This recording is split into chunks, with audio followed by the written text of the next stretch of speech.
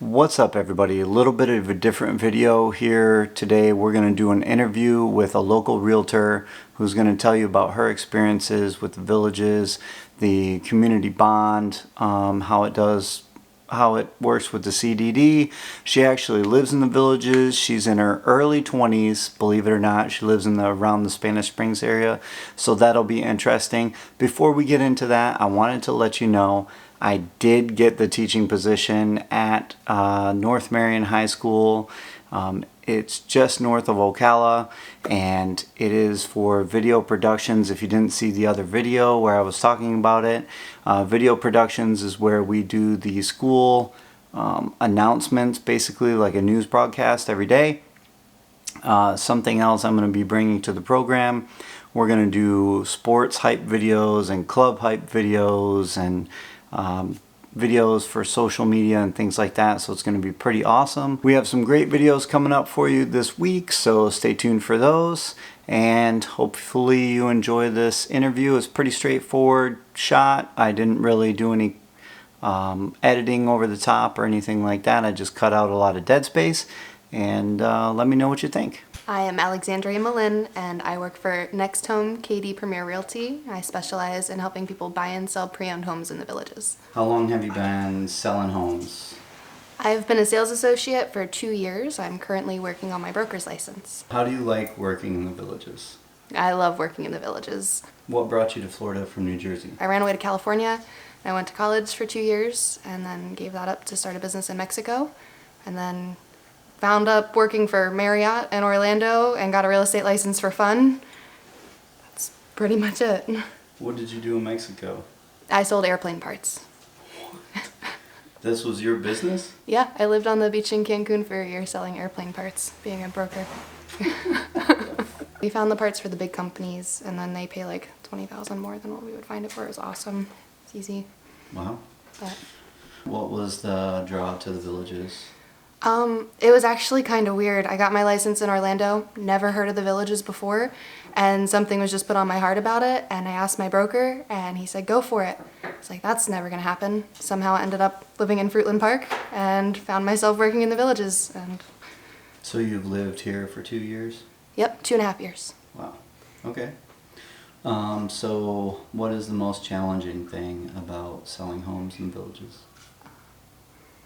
Definitely my age. What's the best thing about selling homes in the villages? I mean, the houses are well taken care of. People take pride in the ownership of their homes.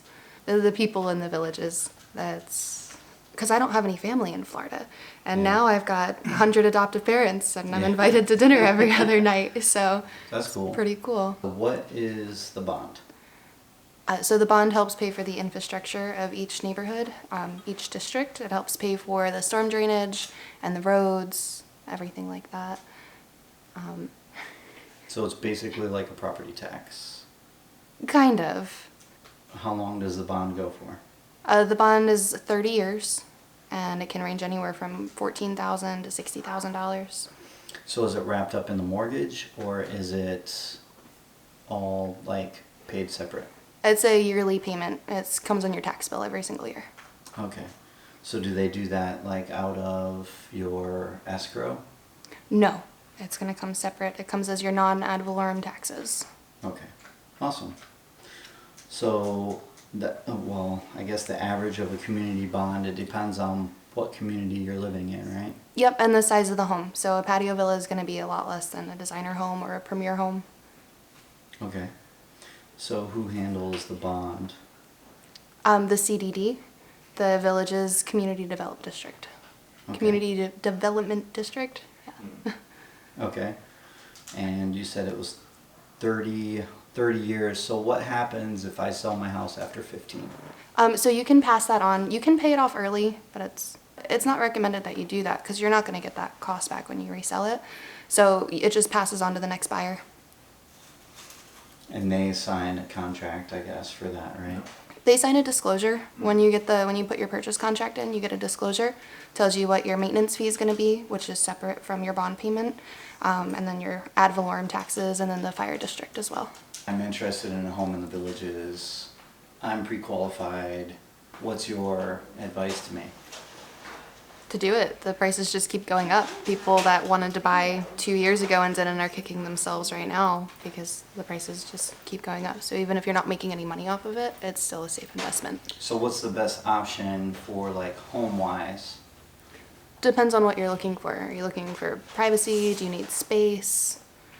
Like if I'm just looking to rent a property out, like an investment property. Okay, probably What a would I do? courtyard villa. Courtyard? Mm-hmm. Okay. And what's the average cost in something like that? Depending on the location. I mean, the farther south you get, the more expensive they get, and the bonds are a little bit higher. But I want to say around 250. Okay. And what would your advice be about the bond? Should I look for one with the bond or without the bond? It doesn't make a difference. Don't let that be make or break. It's an extra $1,000 a year in your taxes. Not a big deal. Okay. And so what's the biggest cost then of living in the villages? The biggest cost of living. I don't know. There's not any huge cost involved. The fee every month for your amenities is only $162. It's a lot more than that for smaller neighborhoods where you don't have a fraction of what you have here.